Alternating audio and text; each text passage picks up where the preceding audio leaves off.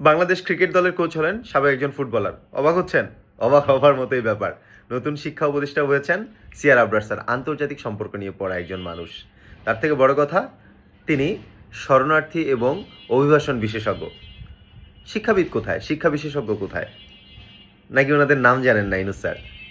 এটাই আমার বড় প্রশ্ন।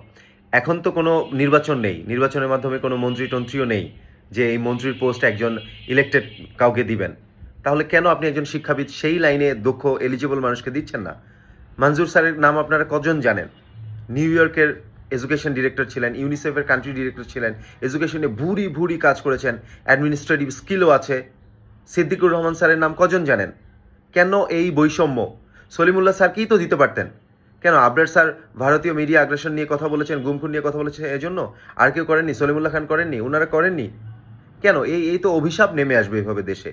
এজন্যই তো দেশে চেঞ্জ হয় না। এডুকেশনের এই অবস্থা। কয়দিন পর পর রাস্তাঘাটে মানুষ নামে।